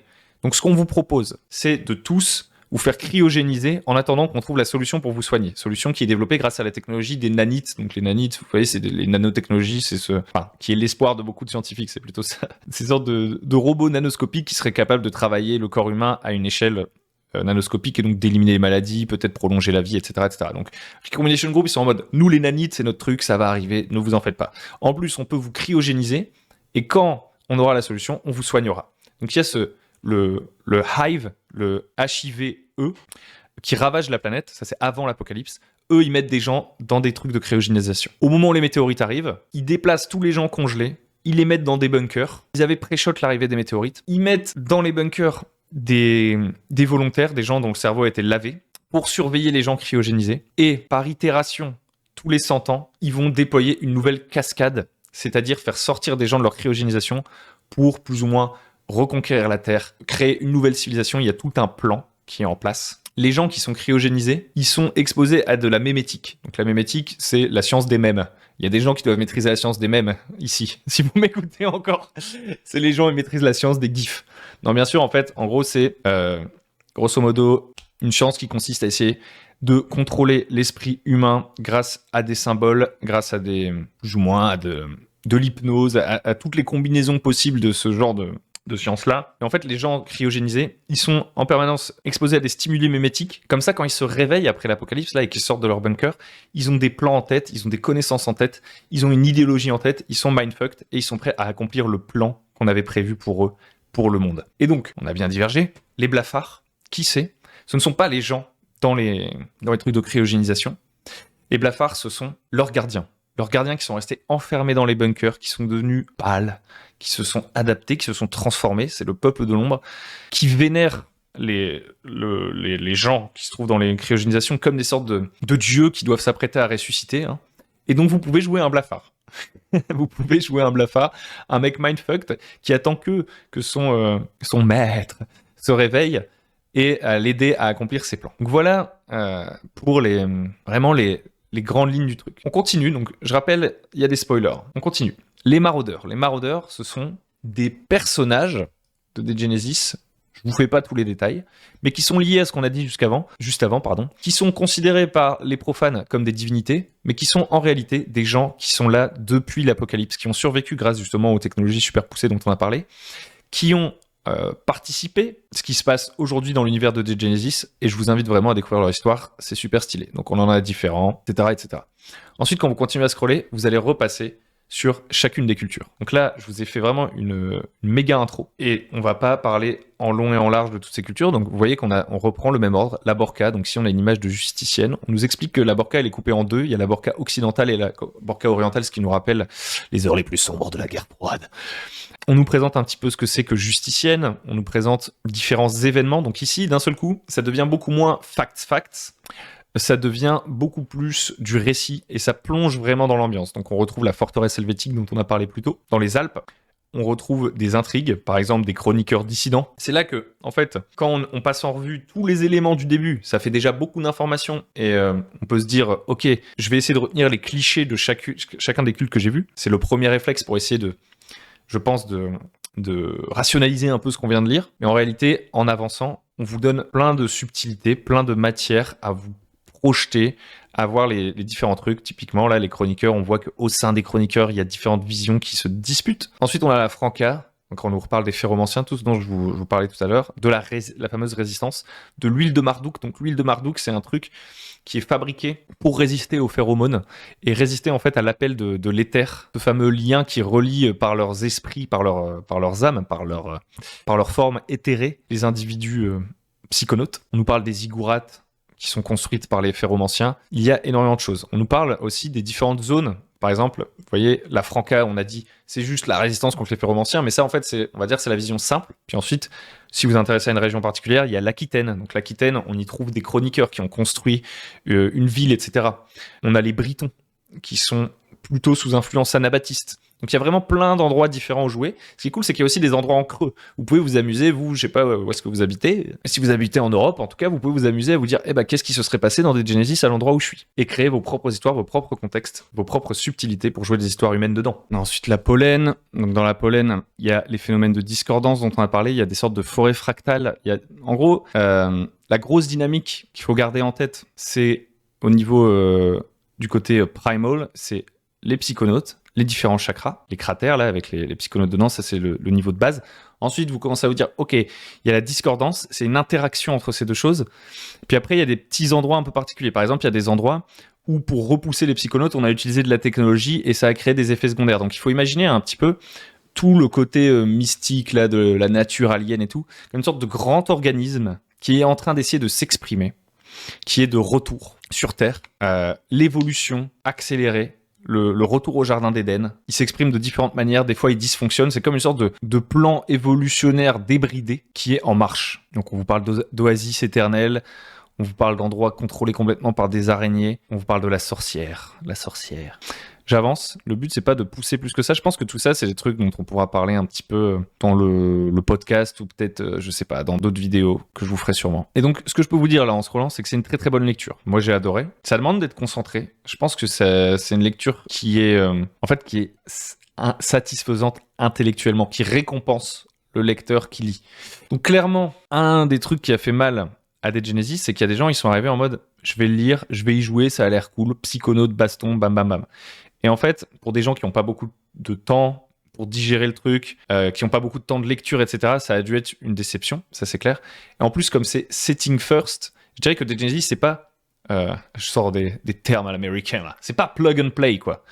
Il faut réfléchir à où est-ce qu'on va jouer, qu'est-ce que ça va être nos personnages, etc., etc. C'est avant tout un univers et donc ça a pu lui causer des soucis pour retrouver son marché finalement. Mais par contre, si vous êtes quelqu'un qui adore le world building, les mythes, qui adore, qui est curieux en fait, qui aime bien toucher à plein de sujets différents, qui adore les trucs un peu inspirés, un peu barrés, mais en même temps crédibles. En gros, si vous êtes quelqu'un qui kiffe lire et découvrir des univers fictifs alternatifs, je pense que Dead Genesis, c'est un des livres dont la lecture vous récompensera le plus. Même si vous ne veniez pas y jouer. Moi, je sais que j'y ai joué une quinzaine de parties. J'ai pris tellement d'idées dans Dead Genesis, ça c'est un truc de fou. C'est très très généreux en idées, en twists, en trucs super stylés. Donc après, voilà, vous avez les cultes. Donc ici, on a les Spitaliers. Et donc, ce qui est sympa, c'est que pour chaque culte, on va un peu avoir, par exemple, l'histoire d'un personnage typique, voilà, du parcours de quelqu'un qui évolue chez les Spitaliers. On va avoir la description, vous voyez, du Spital. Donc, c'est-à-dire les différents lieux vraiment importants, iconiques des Spitaliers. On va avoir des descriptions, par exemple, sur leur technologie qu'ils utilisent. Par exemple, les mollusques. Donc, les mollusques, c'est... ils mettent un bout de viande dans lequel ils mettent de l'asepsie, ce phénomène qui touche les tissus organiques, qui transforme la terre. Là. On prend un bout de viande modifié, en gros. Ils vont le mettre dans du formol, ils vont l'isoler, et ils vont se promener avec. Et quand ils vont voir que le bout de viande il bouge, ça veut dire qu'il y a de l'asepsie ailleurs, parce que comme on l'a dit, c'est une sorte de collectif qui réagit. Les choses psychonautiques, etc., de l'asepsie, de la mort, tout ça, réagissent entre elles. Parfois elles se repoussent, parfois elles s'attirent, parfois elles communiquent. Et donc les Spitaliers, entre guillemets, retournent les armes de communication de leurs ennemis contre eux, vous voyez. Pareil avec les Nouménones, donc c'est en gros une sorte de radar, si vous voulez. Ils peuvent détecter les communications entre les chakras, et donc savoir à quel moment il va peut-être y avoir un événement, genre une floraison de tout un champ de sport, ou qu'un psychonaute est en train d'approcher. Ils peuvent le voir un peu en mode alien, genre voir un petit point qui fait pip, pip, pip. Oh no, goddamn, a creature is coming, guys. On nous parle d'hygiénisme, donc on entre vraiment dans les détails de ce que c'est. Ça, c'est intéressant en termes de joueurs. C'est pour ça que ce bouquin, même s'il y a eu du spoil dans tout ce que je vous ai dit, je pense que c'est des choses qui méritent vraiment d'être lues par vos joueurs pour se mettre dans l'ambiance. C'est pas grave s'ils ont certaines connaissances méta. Si vos joueurs aiment lire, franchement, ils auront vraiment à gagner à lire ces trucs. Après, ils sont pas obligés de lire pour jouer, mais s'ils lisent, ils vont pouvoir se plonger vraiment plus dans leur culte. Vous pouvez leur sélectionner certaines pages, genre par exemple, il y a un gars qui veut jouer un Spitalier, vous lui filez ça, et déjà ça va lui permettre de s'immerger. On nous parle de beaucoup de choses. Donc vous voyez que c'est pas juste des médecins.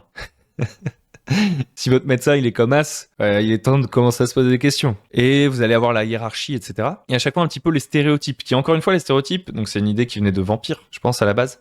Les stéréotypes vous permettent d'avoir une vue vite fait de qu'est-ce que le Spitalier moyen, mindfucked, sans personnalité de son culte, pense du mec moyen en première impression d'un autre culte. C'est vraiment comme ça qu'il faut le prendre parce qu'après, comme on l'a dit, il y a des coopérations possibles entre des cultes et il y a la culture qui joue aussi. C'est-à-dire que si vous n'êtes pas du même culte mais que vous êtes de la même culture, c'est quelque chose qui peut vous rassembler. Et il y a aussi juste votre personnalité. C'est quelque chose qui est mis en avant dans les Genesis. Vous allez choisir un concept de personnage qui va vous donner des guidelines pour jouer en fait. Et qui en plus a un vrai rôle dans l'univers. C'est-à-dire que les chroniqueurs, justement, ils tombent bien les chroniqueurs. Les chroniqueurs, ils ont des sortes de machines un petit peu... En fait, ils ont des algorithmes pour essayer de comprendre le monde. Et pour eux, le monde ne peut être compris qu'à travers des mathématiques, de l'informatique, etc., etc. Et donc, du coup, eux, ils trient un peu les gens en fonction de leur concept. Et c'est quelque chose qu'ils ont vraiment fait émerger, en fait, comme quelque chose de réel qui existe dans le monde. On peut trier les gens, un peu comme les tests de personnalité aujourd'hui, vous voyez. Ils ont les gens qui disent « Ouais, alors toi, t'as fait le test MBTI ?» Les chroniqueurs, ils ont un test MBTI, en fait. Sauf que ça a une réalité dans l'univers de Dead Genesis, qui, encore une fois, ça, c'est une chose assez importante, l'univers de Dead Genesis s'auto-référence. C'est-à-dire que même s'il y a plein de choses qui rappelle notre monde, il a une interprétation de ces choses. Il met en corrélation plein de trucs exotériques, il s'en inspire, mais c'est pas forcément ces trucs-là, tels que nous on peut les imaginer, etc. D'ailleurs, en ce moment, je suis un peu mindfucked par la numérologie, qui a une importance vraiment importante dans Dead Genesis, et j'ai envie de checker un truc là vite fait, j'interromps, je m'interromps. De toute façon, les gens qui m'écoutent ici, c'est ceux qui sont très très attentifs, si vous êtes encore là, et donc ils sont prêts à regarder ce que je suis en train de faire. Soit ils en ont rien à foutre, c'est un bruit de fond, soit ils sont partis. On a 21 concepts. Donc ça, c'est les 21 concepts dont je parlais. Donc il y a l'aventurier, le martyr. Ah non, il y en a plus parce qu'il y a le 0. Il y a 22 concepts, donc ça marche pas ma théorie à la con. Parce que en ce moment, je m'amuse à la numérologie. Vous voyez, 2 puissance 16, ça a une importance dans l'univers de Genesis, je pense pas qu'on va en parler maintenant. Mais dans le 16, vous retrouvez le 16 de la prophétie du chacal, par exemple. Et il y a beaucoup de trucs comme ça. Bref. Donc les chroniqueurs, eux, ils veulent tout comprendre via la technologie en rassemblant des informations. Et donc pareil, on va vous parler de comment on devient chroniqueur. En général, c'est qu'on a potentiellement une manière de penser un peu différente, peut-être des troubles autistiques, peut-être qu'on on a un QI hyper élevé, etc. C'est ça que regardent les chroniqueurs. En fait, ils cherchent ça, des individus qui vont pouvoir ensuite utiliser comme des pièces de la machine. En fait, le chroniqueur est presque une sorte de pièce d'un ordinateur géant. C'est comme ça qu'on peut voir un peu le culte. Ils ne sont que l'extension du dieu machine, entre guillemets, qu'ils essaient de faire émerger, si vous voulez. Donc il y a des flux de données, ils ont créé les lettres de change, donc une monnaie qui a cours et qui leur donne beaucoup de pouvoir, puisque c'est eux qui la contrôlent. Ils essaient de récupérer toutes les technologies possibles pour les analyser. Ils ont beaucoup de connaissances, en fait, beaucoup d'informations à leur disposition. Ils peuvent aussi monnayer ça et manipuler les autres. Donc ça en fait des personnes. Ils ont une place dans la politique qui est extrêmement importante, les chroniqueurs. On pourrait dire d'une certaine manière que dans l'ombre, c'est eux qui contrôlent l'Europe, la Borca, à minima, et voire l'Europe. Ils sont un peu un des pendants inverses aux néo-libyens de l'Africa. Et parmi eux, il y a plein de secrets, etc. Il y a différentes branches dans lesquelles ils peuvent progresser dans leur culte, et notamment des branches un peu secrètes d'assassins, d'espions, qui font le sale boulot des chroniqueurs, en fait. Donc c'est vraiment un culte très complexe, les chroniqueurs. Complexe parce que très développé. Parce que par exemple, les Helvétiques, c'est un culte qui paraît plus simple a priori, mais c'est aussi parce qu'il est un peu moins développé. Peut-être qu'il y a plein de choses qu'on ne sait pas, mais il est moins développé dans la gamme. Helvétique, donc c'est ces fameux Suisses. Donc eux, ils ont des armes. En fait, tout est contrôlé dans leur vie, et ils doivent toujours être performants pour servir. Donc ils ont des guns du turfu et des armures du turfu, hein, faut pas se battre avec un Helvétique, mais ils ont aussi des munitions très limitées, une sorte de forme d'austérité sur laquelle ils vont être jugés en permanence. Ils tirent des balles pour rien, ils seront sanctionnés, ils seront virés de chez les Helvétiques. Donc c'est très facile de se faire virer de chez les Helvétiques. Ce qui est drôle, c'est que du coup, on pourrait se dire, attends, moi je vais vivre dans la forteresse suisse, je vais avoir une méga armure, je vais bien bouffer, etc., etc. C'est le top d'être helvétique. Mais en fait, vu la pression exercée sur les individus helvétiques, ce qu'on leur demande de toujours être au niveau, etc., etc., c'est pas forcément la vie de rêve non plus, hein, concrètement. Et donc voilà, c'est vraiment des militaires, et ils préservent la neutralité. On retrouve les juges, donc il y a eu un premier juge, c'est une histoire assez rigolote. Eux, ils essayent de préserver Justicienne. Si vous voulez, les juges, c'est le visage de Justicienne. C'est le point de la justice. Mais la création de Justicienne a vraiment été faite avec l'aide déjà de tous les clans qui ont été soumis par les juges, hein, concrètement. Parce que les juges, ils sont pas des milliards, hein. Donc ils ont soumis des clans. Ils ont transformé les gens en citoyens en leur donnant des bons coups de marteau sur la tête. Mais ça a aussi été créé avec l'aide des chroniqueurs et plus récemment des spitaliers. Qu'on a parlé du codex laissé par le premier juge, les interprétations, le Sénat, les jurés, le jargon juridique, l'obsession pour une forme de civilisation et d'ordre. C'est un peu, ils essaient de recréer l'empire romain d'une certaine manière, hein, les juges aussi. De toute façon, ça se voit dans le vocabulaire utilisé. Le codex, ils utilisent des phrases en latin, etc., etc. Bref. Et c'est aussi une puissance militaire, mine de rien. Ensuite, on a les clanistes, donc qui représentent plein de réalités différentes. Vous voyez, ici on a des clanistes sur des mammouths, ici on a des peintures rupestres. Un peu plus loin, on a un mec avec un scaphandre et un couteau, beau gosse. Il y en a de toutes sortes qui sont vachement développés en fait dans différents suppléments. C'est aussi entre guillemets un des trucs qui renouvelle vachement l'endroit où vous jouez. Quand vous jouez, par exemple, moi je les ai pas joués, mais j'ai lu les campagnes. En fonction de l'endroit où vous allez jouer, il va y avoir plein de clans différents. Vous pouvez jouer à Toulon, vous pouvez jouer près de Bergame, vous pouvez jouer en Bretagne, un peu partout. Et à chaque fois, les clans viennent donner un style en fait. Viennent vraiment amener une dimension unique à chaque lieu dans lequel vous jouez. Donc on vous présente un peu dans chaque région quelques clans typiques. Ensuite on va les faire ailleurs. J'adore cette illustration. Un truc qui est aussi vachement réussi dans des Genesis, tandis que je scroll, c'est le choix des noms. Il y a un côté un peu Tolkienesque là-dedans, entre guillemets, dans le choix de donner des noms à chaque concept. Par exemple, vous voyez, les titres, plutôt les rangs des différents ferrailleurs, ce sont des noms d'animaux, vous voyez. Et ça met tout de suite une couleur particulière. Parce qu'on aurait pu appeler ça juste le survivant, le super survivant, le méga survivant. Non. Il y a des noms d'oiseaux, des noms de bêtes. On comprend bien en fait la structure des différents cultes, etc. Et à force de lire des Genesis et tout, vous développez un vocabulaire qui est bien particulier. On remarque aussi, en avançant, mesdames et messieurs, dans ce documentaire animalier sur des Genesis, que les illustrations sont à couper le souffle, il faut le rappeler, n'est-ce pas ? J'avance un petit peu. Si on retrouve nos fléaux avec leurs masques, avec leurs dieux, hein, les 8 dieux, tiens, 8. Est-ce que ce serait pas un des chiffres de la prophétie du chacal, ça? Il y a des trucs comme ça partout. Et on dit, alors, ça fait un moment que j'ai pas lu les fléaux, tiens. Faudrait que je relise un petit peu. Ils portent des masques, et en se connectant à l'éther, vous voyez, parce qu'ils mangent, ils croquent des graines de psychovore. Donc en croquant des graines de psychovore, ils se connectent à l'éther, ils se connectent au chakra, ils se connectent à la dimension spirituelle de Degenesis. Et il me semble qu'ils ont un peu la capacité à se laisser posséder, à devenir le vaisseau de leurs ancêtres, en fait, de leurs 8 ancêtres. Tous les Africains ont un jour ressenti l'influence de leurs ancêtres. Un frisson leur parcourt le corps, leur souffle s'accélère et une sorte de charabia s'insinue dans leur esprit. Ils ont accompli quelque chose, ils le sentent au plus profond d'eux. Chaque ancêtre fait résonner la corde de vie d'une manière différente. Vous voyez, faudrait que je relise tout ça. Donc clairement, il y a un côté, je disais plutôt, surnaturel dans le Genesis. À des moments, on peut se dire tout peut être expliqué par la science dans ce truc. À des moments, on se dit tout ne peut pas être expliqué par la science dans ce truc. Je pense que le but, c'est pas de chercher à savoir si oui ou non c'est réel ou pas. C'est un monde fictif. Il faut s'en rappeler dès le début. Et c'est justement ces différentes interprétations qui font le fun du truc aussi. C'est-à-dire que des gens avec des visions complètement différentes de ce qui est en train de se passer. Il y en a certains, ils voient ça comme une épreuve de foi. Il y en a d'autres qui voient ça comme une épreuve pour l'humanité. Il faut lutter contre ce qui est en train de se passer. Il y en a d'autres qui voient ça comme un retour aux sources, un retour à ce qui faisait l'essence de l'humanité. Et ça, c'est des débats très actuels. C'est pour ça aussi que ça nous parle. C'est qu'il y a des gens, ils sont là dans des trucs un peu New Age et tout, en mode oui, on a perdu ce que c'était l'humanité, etc. C'est pour ça que je mets des cailloux dans mon eau. Il y a des gens comme ça aujourd'hui. Et en fait, là, ils existent dans l'univers de Genesis et ils ont une civilisation. Waouh! Il y a des gens qui croient que c'est l'intelligence artificielle qui va tous nous sauver. C'est ça les questions que posent des Genesis et les conflits idéologiques dans lesquels on se retrouve.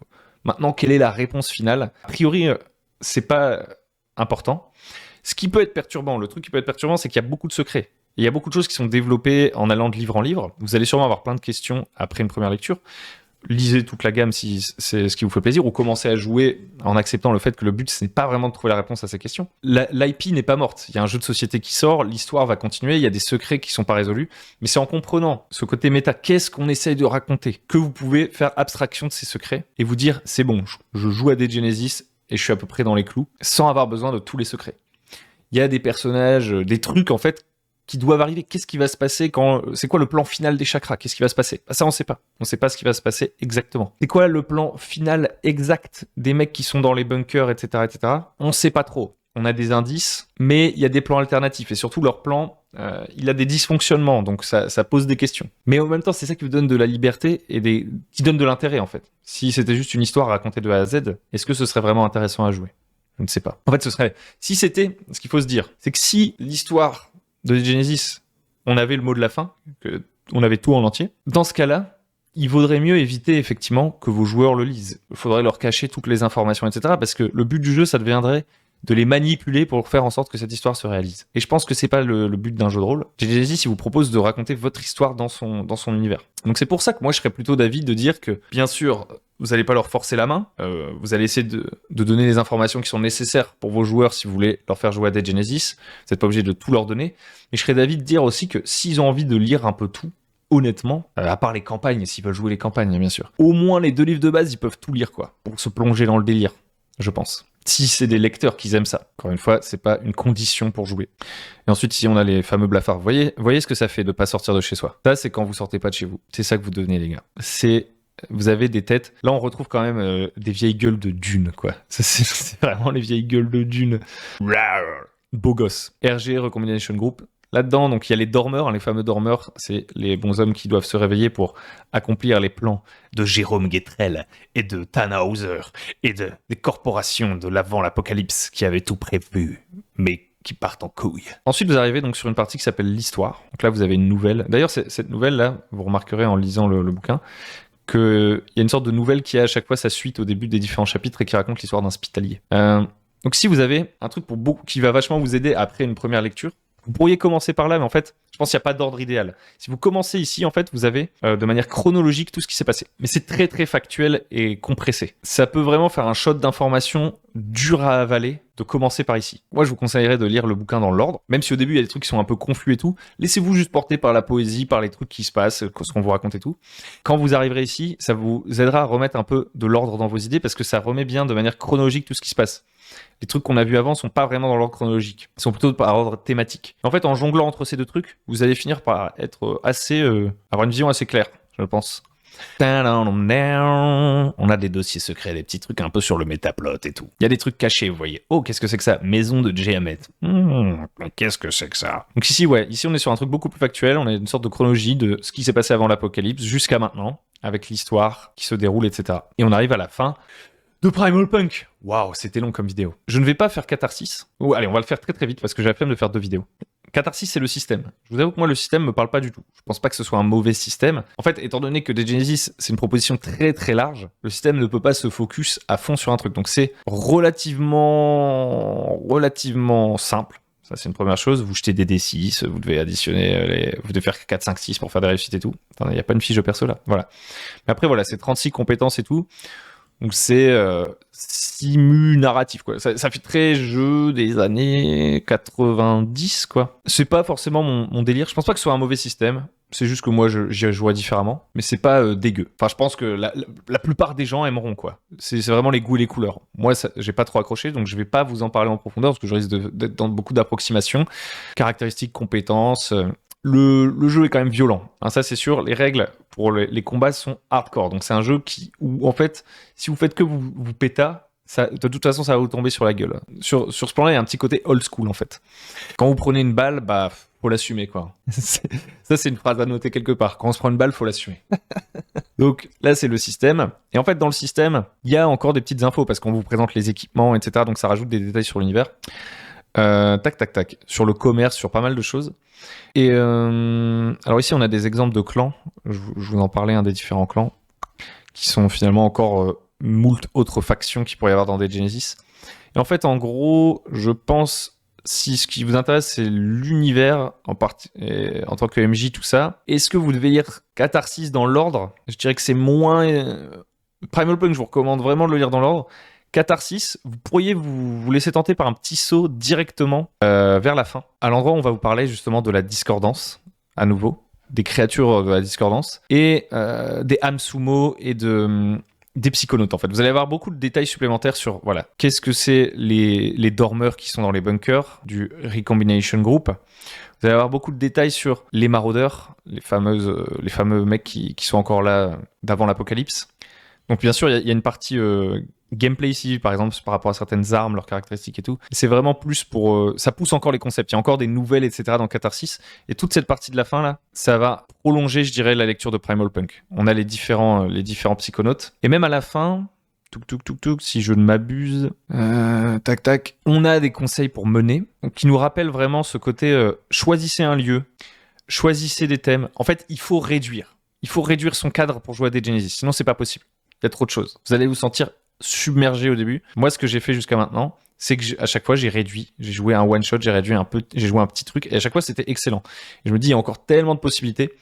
Et je pense que c'est un bon moyen d'entrer dans l'univers, de jouer différents endroits et tout. Comme ça, on apprend des trucs que nos personnages devraient savoir, mais de manière la plus organique possible. Je pense que ce serait difficile de dire à des gens, venez, on joue à Dead Genesis. Tiens, prenez vos feuilles de personnages et de commencer à jouer. C'est pas plug and play. Il y a un petit brief à faire en début de partie. Mais pour éviter d'avoir à faire un méga brief, prenez un cadre serré, essayez de donner aux joueurs juste ce dont ils ont besoin pour commencer. Et en jonglant d'un petit cadre à un autre, au fur et à mesure, ils vont gagner en intérêt, ils vont peut-être vouloir lire les livres. Et là, vous aurez fait un énorme pas en avant en termes de crédibilité et d'intérêt pour eux. Ça va vachement les aider à jouer leur personnage, de connaître plus de choses sur l'univers. Mais voilà.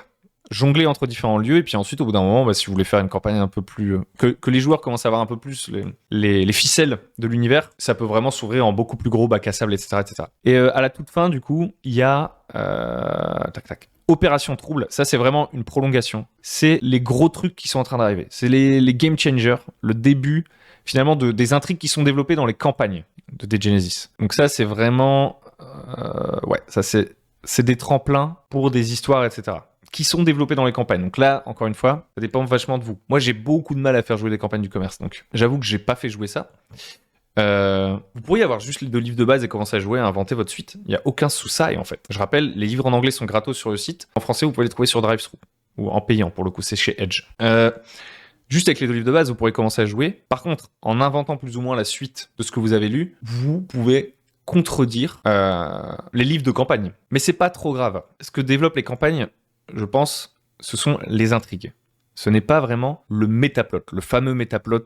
Les campagnes révèlent vraiment des trucs sur les chakras, etc. Des trucs qui, je pense, aident beaucoup à la compréhension. Mais ce que je veux dire, c'est que les petites intrigues, genre par exemple, tel personnage, il fait tel truc, qui a telle conséquence, etc., etc. Ça, au final, c'est pas le cœur de Genesis. C'est génial à lire comme une fiction. Ça fait avancer l'histoire, donc ça nous permet d'avancer dans l'univers, de découvrir de nouvelles choses, d'avoir du nouveau lore, on développe des nouveaux lieux, etc., etc. Mais ce n'est pas nécessaire, on va dire. Vous pouvez avoir votre propre vision de ce qui va arriver, et étant donné que la gamme en termes de jeu de rôle s'est arrêtée, ben de toute façon, même quand vous aurez lu toute la gamme, vous arriverez à un moment où tous les secrets n'auront pas été révélés, et finalement, c'est à vous de jouer. C'est à vous de jouer dans cet univers. Donc j'espère que cette vidéo aura pu soit éveiller de l'intérêt sur la lecture, aider quelqu'un qui a entamé la lecture et qui se sent découragé à reprendre cette lecture, que je peux comprendre, parce que on n'est pas tous des gens qui lisons des livres de 400 pages, d'accord ? J'espère que ça a pu éveiller l'intérêt, que ça pourra peut-être aider aussi des joueurs à avoir un peu de matière à penser avant de mettre le pied dans Dead Genesis. Et de toute façon, j'avais besoin de faire cette vidéo pour avoir une vidéo supplémentaire de base vers laquelle vous renvoyez le jour où j'aurai envie de faire d'autres vidéos sur Dead Genesis et de pas tout réexpliquer. Le problème, c'est qu'elle a duré 150 ans. Si vous êtes encore là, en tout cas, merci de m'avoir écouté. J'espère que ça vous a plu. Et puis, je vous dis à très bientôt pour des nouvelles vidéos. Ciao!